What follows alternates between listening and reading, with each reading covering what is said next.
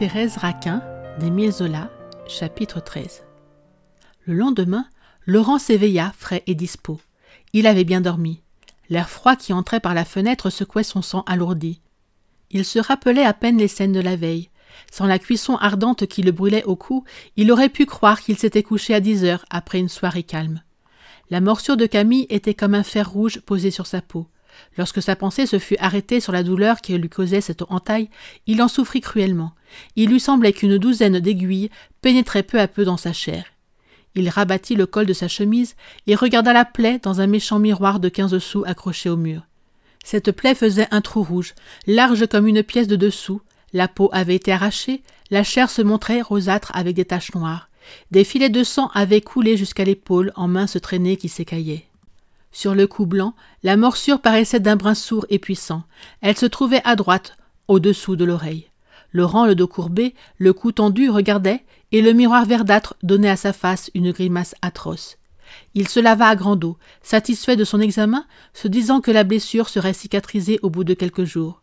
Puis il s'habilla et se rendit à son bureau, tranquillement, comme à l'ordinaire. Il y conta l'accident d'une voix émue. Lorsque ses collègues eurent lu le fait divers qui courait la presse, il devint un véritable héros. Pendant une semaine, les employés du chemin de fer d'Orléans n'eurent pas d'autre sujet de conversation. Ils étaient tout fiers qu'un des leurs se fût noyé. Grivet ne tarissait pas sur l'imprudence qu'il y a à s'aventurer en pleine Seine quand il est si facile de regarder couler l'eau en traversant les ponts. Il restait à Laurent une inquiétude sourde. Le décès de Camille n'avait pu être constaté officiellement. Le mari de Thérèse était bien mort, mais le meurtrier aurait voulu retrouver son cadavre pour qu'un acte formel fût dressé. Le lendemain de l'accident, on avait inutilement cherché le corps du noyé. On pensait qu'il s'était sans doute enfoui au fond de quelques trous, sous les berges des îles. Des ravageurs fouillaient activement la Seine pour toucher la prime. Laurent se donna la tâche de passer chaque matin par la morgue en se rendant à son bureau. Il s'était juré de faire lui-même ses affaires.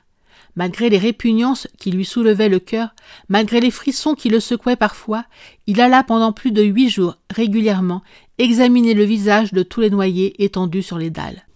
Lorsqu'il entrait, une odeur fade, une odeur de chair lavée l'écœurait et des souffles froids couraient sur sa peau.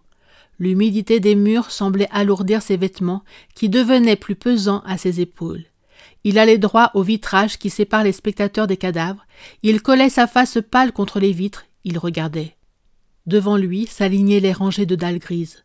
Ça et là, sur les dalles, des corps nus faisaient des taches vertes et jaunes, blanches et rouges. Certains corps gardaient leur chair vierge dans la rigidité de la mort, d'autres semblaient des tas de viande sanglante et pourrie. Au fond, contre le mur, pendaient des loques lamentables, des jupes et des pantalons qui grimaçaient sur la nudité du plâtre. Laurent ne voyait d'abord que l'ensemble blafard des pierres et des murailles, tachées de roux et de noir par les vêtements et les cadavres. Un bruit d'eau courante chantait. Peu à peu, il distinguait les corps. Alors il allait de l'un à l'autre.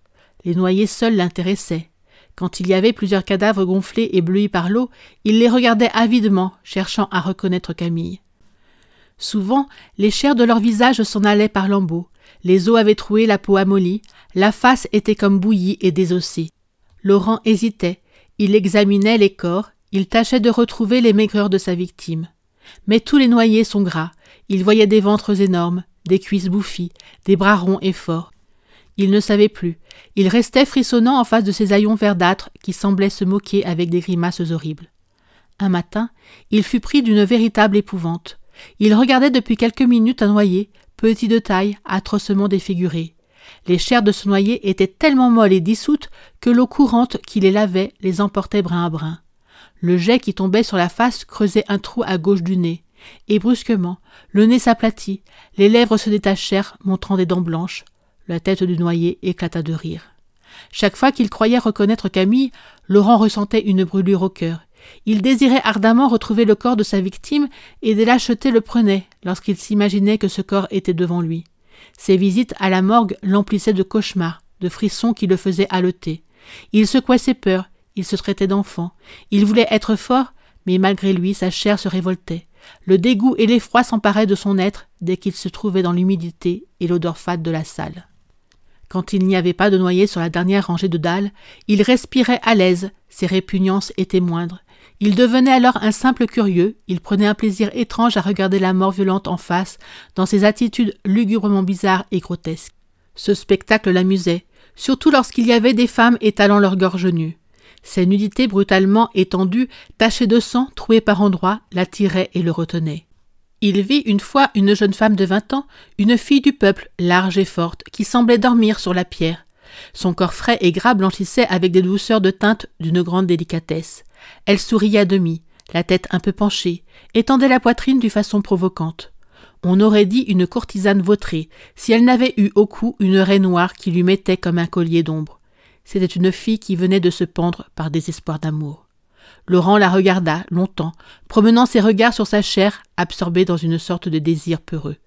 Chaque matin, pendant qu'il était là, il entendait derrière lui le va-et-vient du public qui entrait et qui sortait.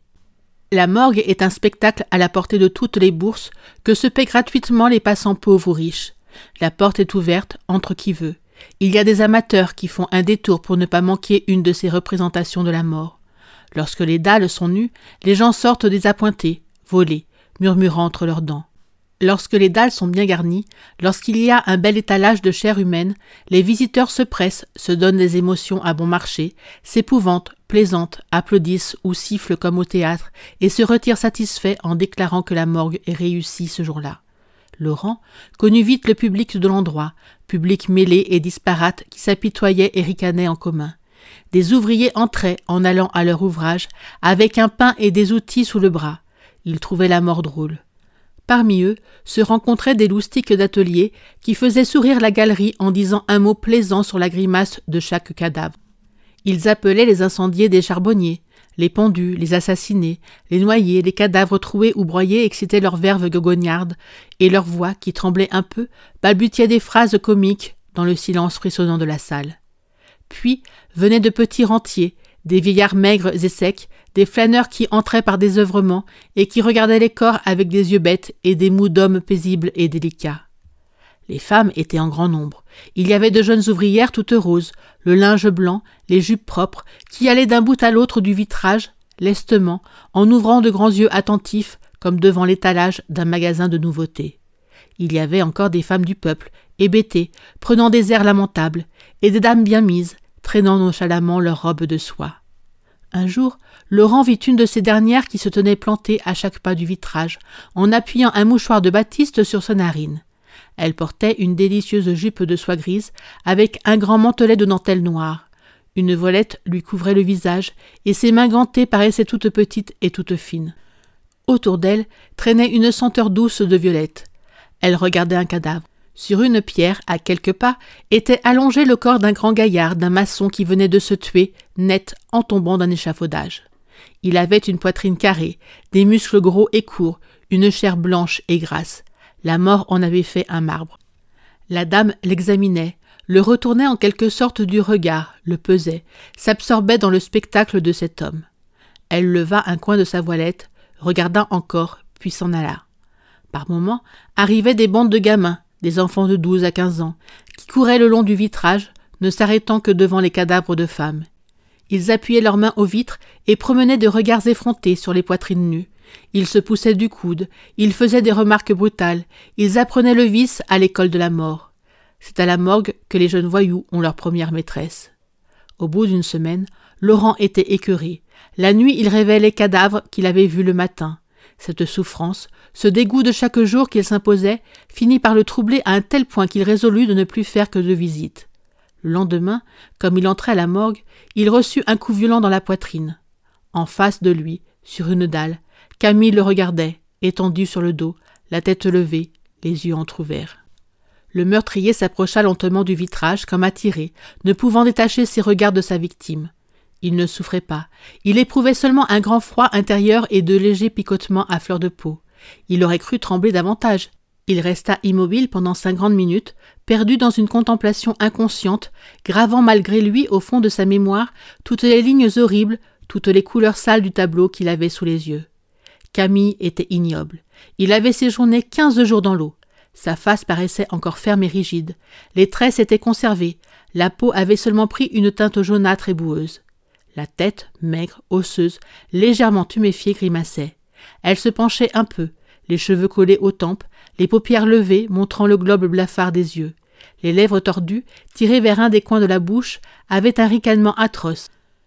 Un bout de langue noirâtre apparaissait dans la blancheur des dents. Cette tête, comme tannée et tirée, en gardant une apparence humaine, était restée plus effrayante de douleur et d'épouvante. Le corps semblait un tas de chair dissoute. Il avait souffert horriblement. On sentait que les bras ne tenaient plus. Les clavicules perçaient la peau des épaules. Sur la poitrine verdâtre, les côtes faisaient des bandes noires. Le flanc gauche, crevé, ouvert, se creusait au milieu de lambeaux d'un rouge sombre. Tout le torse pourrissait. Les jambes, plus fermes, s'allongeaient plaquées de taches immondes. Les pieds tombaient. Laurent regardait Camille. Il n'avait pas encore vu un noyé si épouvantable. Le cadavre avait, en outre, un air étriqué, une allure maigre et pauvre. Il se ramassait dans sa pourriture. Il faisait un tout petit tas. On aurait deviné que c'était là un employé à 1200 francs, bête et maladif, que sa mère avait nourri de tisane. Ce pauvre corps grandi entre des couvertures chaudes grelottait sur la dalle froide. Quand Laurent put enfin s'arracher à la curiosité poignante qui le tenait immobile et béant, il sortit, il se mit à marcher rapidement sur le quai. Et tout en marchant, il répétait « Voilà ce que j'en ai fait. Il est ignoble. » Il lui semblait qu'une odeur âcre le suivait, l'odeur que devait exhaler ce corps en putréfaction. Il alla chercher le vieux Michaud et lui dit qu'il venait de reconnaître Camille sur une dalle de la morgue. Les formalités furent remplies, on enterra le noyé, on dressa un acte de décès. Laurent, tranquille désormais, se jeta avec volupté dans l'oubli de son crime et des scènes fâcheuses et pénibles qui avaient suivi le meurtre.